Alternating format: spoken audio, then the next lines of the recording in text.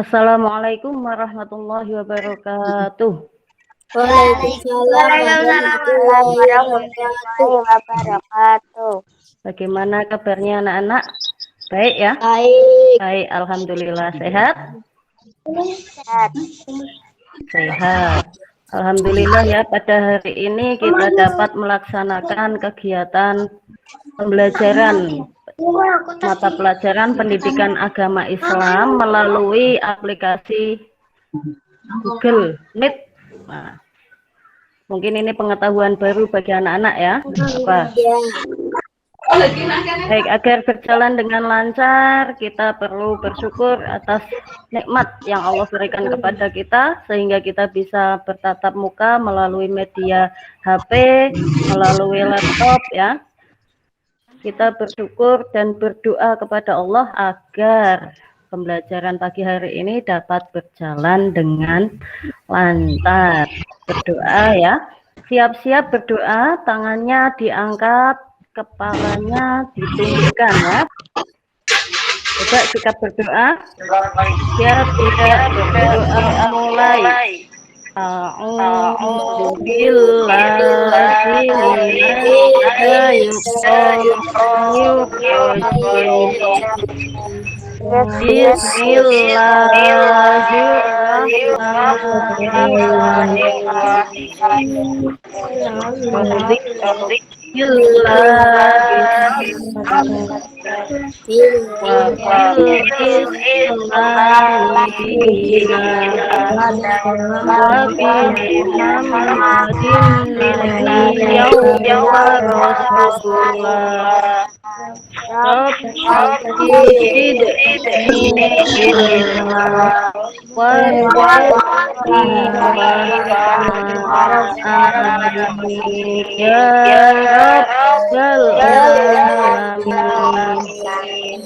setelah berdoa kita bersama-sama menyanyikan lagu nasional. Kita akan menyanyikan lagu Hari Merdeka. Mic-nya untuk dibuka ya. Satu, dua, tiga.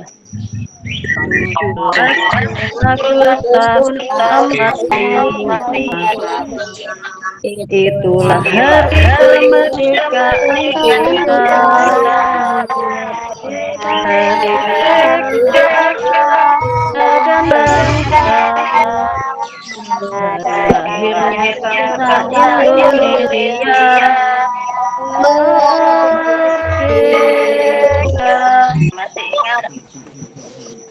Belajar kita belajar tentang apa? Isi pokok surat Al-Falaq ya. Surat Al-Falaq ada berapa kejahatan? Surat Al-Falaq dalam surat Al-Falaq 3 apa 4? 4 ya, 4. Apa saja kejahatan? Kejahatan makhluk. Kemudian kejahatan apa lagi? Sihir. Kemudian kejahatan orang yang dengki. Oke, yang bisa dinyalakan. Untuk Mas Arda dimatikan dulu enggak apa-apa ya. Oke, tepuk semangat.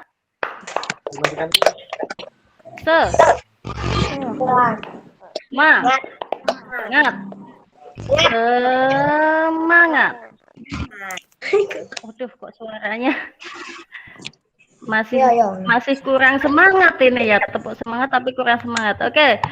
1, 2, 3. Tepuk semangat. Semangat.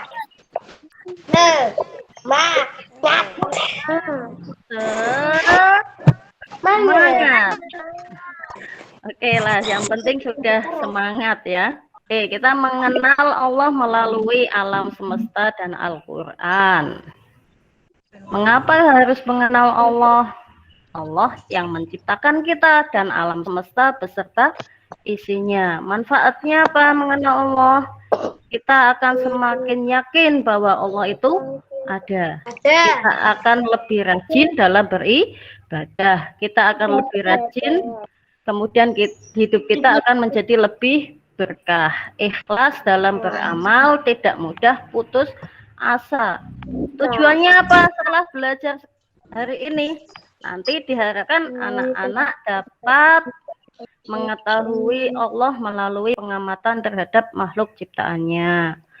Kemudian dapat memahami Allah melalui Al-Quran, yaitu surat Al-An'am ayat 102. Kemudian anak-anak dapat melakukan pengamatan masjid dan Allah dan di sekitar rumah dan sekolah.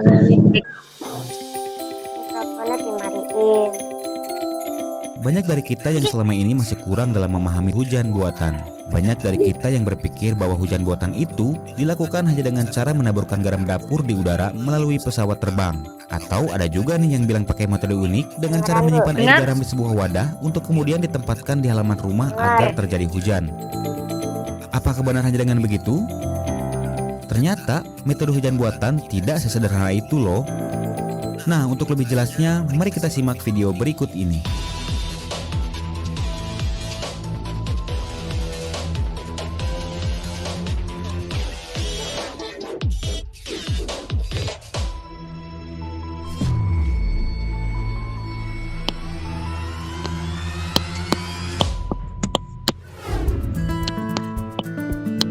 Metode hujan buatan merupakan gabungan proses antara teknologi, tenaga manusia, dan fenomena alam itu sendiri.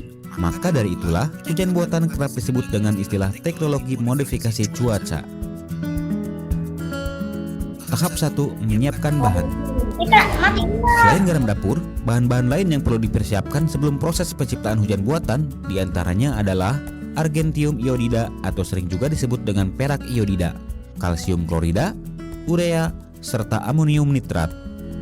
Dan yang perlu diketahui bahwa bahan-bahan tersebut harus berbentuk butiran halus dengan ukuran diameter 10-50 mikron atau setara 0,01 sampai 0,05 mm. Ukuran ini hampir sama kecilnya dengan ukuran selai rambut manusia yang dibelah dua. Tahap berikutnya adalah tahap penyemaian. Bahan-bahan yang sudah disiapkan tadi, kecuali urea dan amonium nitrat, kemudian diangkut dengan menggunakan sebuah pesawat terbang yang telah dimodifikasi khusus untuk melaksanakan tugas penyemaian di udara. Nah, waktu yang paling ideal untuk menaburkan bahan-bahan ini adalah di pagi hari, yaitu sekitar jam 7 sampai jam 8 pagi, di mana pada pagi hari biasanya awan-awan sudah terbentuk secara alami. Lokasi penaburan bahan-bahan ini tentu tidak boleh sembarangan, melainkan harus ditaburkan persis di atas awan kumulus berupa gumpalan awan-awan kecil yang bentuknya mirip seperti kembang kol. Selain itu, faktor lain yang perlu diperhitungkan adalah arah angin dan kecepatannya, sehingga hujan buatan ini bisa turun di titik-titik yang diinginkan. Nah, setelah semua aspek tadi terpenuhi, barulah bahan-bahan yang telah disiapkan sebelumnya kemudian ditaburkan di atas awan kumulus tersebut secara merata. Tahap berikutnya adalah tahap menaburkan urea. Setelah beberapa jam dari tahap penaburan pertama, pesawat kembali terbang untuk menaburkan urea.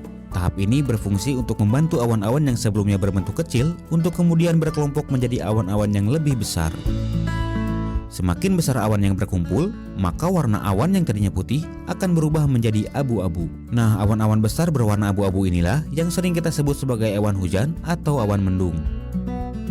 Tahap terakhir, setelah urea ditaburkan, pesawat kembali terbang dengan tugas menaburkan bahan kimia berikutnya. Bedanya pada tahap ini, bahan yang ditaburkan berbentuk larutan yang terdiri dari air, urea, dan amonium nitrat dengan perbandingan 4:3:1.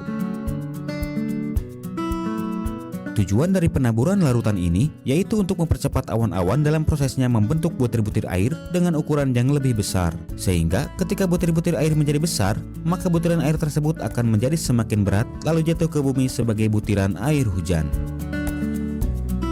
Nah, itulah tadi proses terciptanya hujan buatan dengan teknologi modifikasi cuaca. Semoga informasi ini bermanfaat dan sampai jumpa. Itu tadi tentang hujan buatan ya. Oh iya Bu. Ya, video itu menjelaskan apa tadi? Hujan Hujan buatan. buatan. Hujan buatan itu berarti siapa yang buat? Iya. Yang buat Hujan siapa buatan. tadi? Manusia ya, karena Allah. hujan buatan. Hujan buatan tadi yang buat siapa? Manusia. Manusia. Biasanya untuk apa sih hujan buatan? Menurut kalian hujan buatan kok dibuat hujan kayak gitu? Untuk apa? Buat apa? Buat bagus-bagus. Buat bagus-bagus. Buat kalau ada kebakaran hutan untuk memadamkan kebakaran. Nah, itu biasanya untuk itu ya. Jadi kalau bawa air ke hutan kan susah. Kalau dibuat hujan buatan lebih itu ya, jadi merata nanti hujannya. Kemudian sulit apa enggak tadi menurut kalian bikin hujan buatan tadi? Sulit.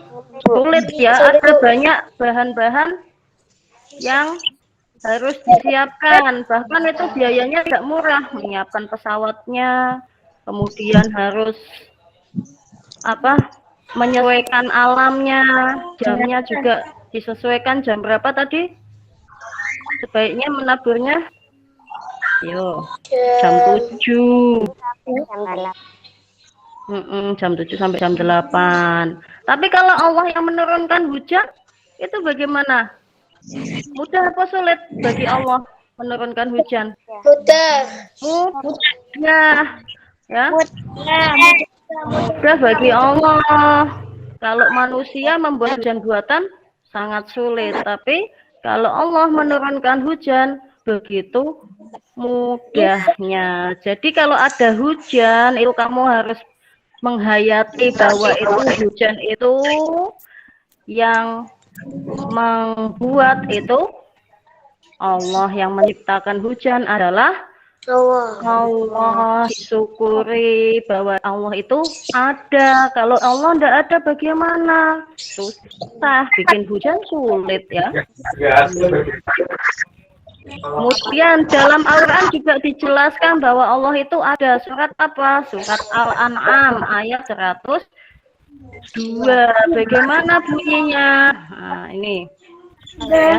Dzalikumullahu rabbukum la ilaha illahu khaliqu kulli syai'in fa'buduh wa huwa ala kulli syai'in wakil. Nah, apa artinya? Artinya yang memiliki sifat-sifat yang demikian itu ialah Allah, Tuhan kamu, tidak ada selain Dia. Segala sesuatu maka sembahlah Dia. Dan Dia adalah pemelihara segala sesuatu. Jadi pencipta di sini dijelaskan bahwa pencipta segala sesuatu adalah Allah, dan kita diperintahkan untuk menyembah Allah. Ya. Itu kemarin sudah membuat tabel, sudah ya. Nah, sekarang coba amati gambar berikut. Ceplok ke bengkok turun. Ayo. Kemudian ditulis di tabel. Nah, di tabel kelihatannya gambarnya ya, di tabel yang tadi kalian buat, yang kemarin kalian buat. Nomor 1 ditulis gunung. Nomor 2 apa ini? Pantai. Gunung ini Gunung Bromo, ini ada di Jawa Timur. Yang kedua pantai. Yang ketiga gimana? Bunga. Nah, ini juga ada di Jawa Tengah, ini di Purbalingga. Ada yang ke sana? Ini taman bunga, bagus sekali ya. Bunga.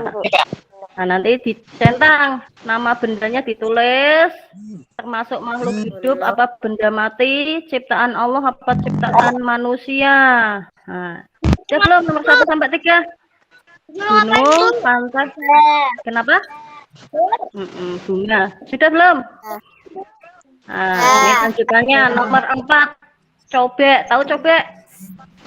Tahu. Untuk masak itu ya. Kemudian nomor 5 ini ada miniatur kapal. Miniatur kapal. Yang nomor 6 ada ikan dan manusia yang ada di dalam laut ya. Ada yang pernah masuk ke dalam laut? Pernah. Wah, luar biasa sekali ya. Hebat ya. Wis, saya aja tidak berani masuk ke dalam laut. Pernah di kolam renang. Oh, kolam renang itu bukan laut ah. Nanti kapan-kapan nyoba masuknya ke dalam laut ya, tapi harus ada pendampingnya. Kalau di dalam laut banyak ikan. Yang nomor 7, meja dan kursi. Nah, coba ditunjuk Bu Isti ya. Sudah nulisnya sudah belum? Nah, coba ditunjuk Bu Isti. Ahmad Cahyono ada? Apa, Bu? Ada. Coba nomor 1. Tadi nama bendanya apa? Nomor 1 apa? Gunung. Gunung. Gunung. Makhluk hidup apa benda mati gunung itu? Coba ada yang Benda mati. benda Benda mati. Ciptaan Allah. Allah. Ya. Bagus. Kemudian yang nomor 2, Akila, Mbak Akila. Pantai. Pantai itu makhluk hidup apa benda mati? Mati. Benda mati. Ya, ciptaan Allah.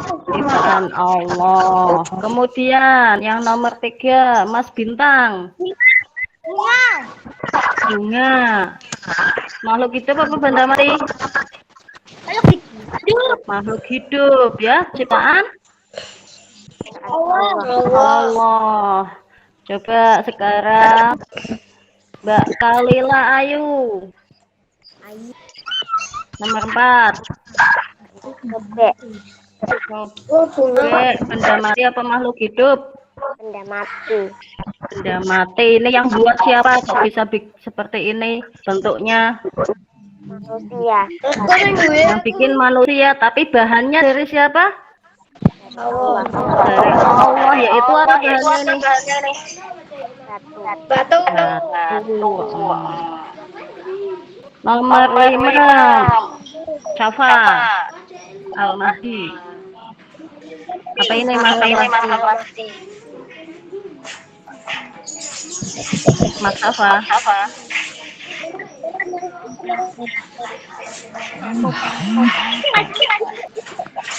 Ganti. Apa Mas Syafa? Oh, enggak kedengaran. Mbak Melvi. Nomor 5 apa ini? Yang sedang tidak ditunjuk untuk mematikan mic ya. Mbak Melvi. Apa? Nomor 5? Kapal. Miniatur kapal. Benda mati apa makhluk hidup? Benda mati. Benda mati. Ini buatan siapa yang bikin ini miniatur kapal? Yang membuat manusia. Tapi bahannya dari Allah. dari kayu yang diciptakan oleh Allah. Kayu ini kan termasuk tumbuhan. Kemudian Mas Noval nomor 6. Ikan dan manusia. Ikan dan manusia itu makhluk hidup apa benda mati? Mas Noval. Makhluk hidup. Ciptaan siapa? Allah. Radiata Mardia. Nomor 7. Salma nomor 7. Meja dan kursi. Makhluk hidup apa benda mati? Siapa yang bisa coba? Makhluk hidup apa benda mati? Benda mati. Benda mati. Ini buatan siapa? Manusia. Ya, tapi bahannya dari apa ini, Miss Hero? Kayu dari tumbuhan yang diciptakan Allah. Jadi apa kesimpulannya? Kesimpulannya apa? Semua yang ada di bumi, yang ada di alam semesta ini adalah ciptaan Allah. Allah. Dan semua ini membuktikan bahwa Allah itu ada. Kalau tidak ada Allah, ya tidak ada yang diciptakan. Karena yang menciptakan semuanya itu Allah. Ya, tadi juga sudah dijelaskan dalam surat Al-An'am ayat 102. Nah, setelah kita mengenal Allah dan meyakini bahwa Allah itu ada, maka kita harus melakukan apa? Apa yang harus kita lakukan setelah tahu bahwa Allah itu ada? Lagi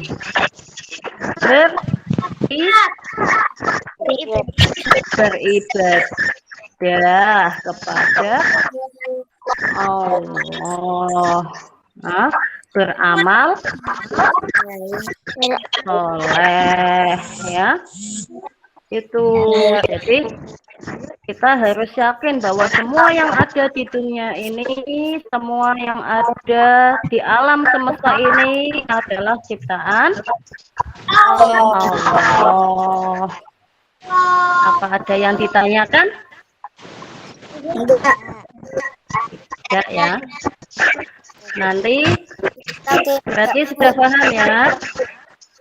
Nanti ada tugas yaitu mengisi penilaian diri dan mengerjakan soal. Ini soalnya diberi diisi besok ya.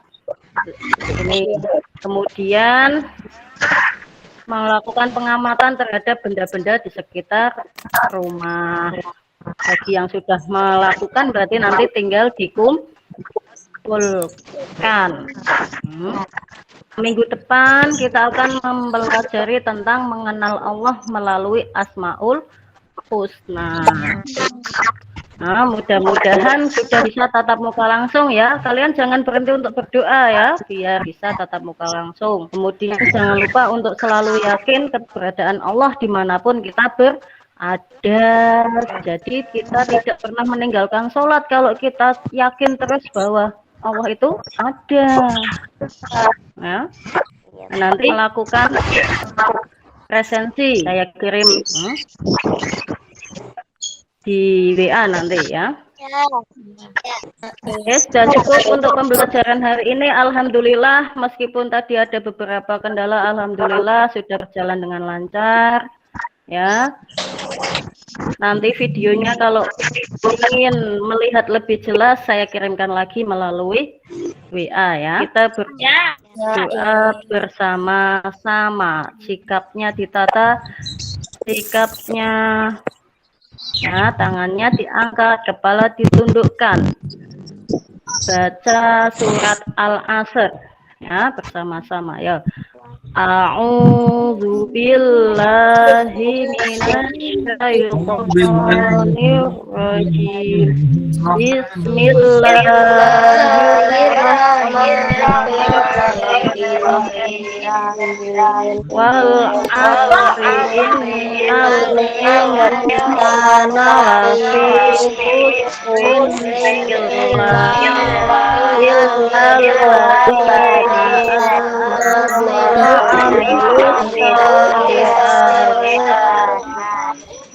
wa amilus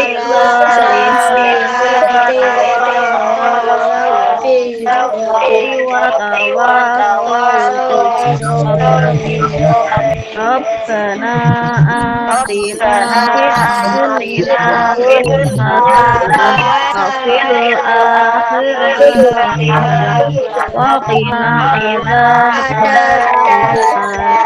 Amin ya rabbal alamin. Baik, terima kasih atas waktunya. Mudah-mudahan bermanfaat. Jangan lupa untuk selalu jaga kesehatan. Nah, pakai masker, cuci tangan, jangan berkumpul dulu. Oke, selalu berdoa agar bisa sekolah di sekolah ya, tidak lagi lewat HP. Oke, terima kasih. Kurang lebihnya mohon maaf. Assalamualaikum warahmatullahi wabarakatuh. Waalaikumsalam warahmatullahi wabarakatuh.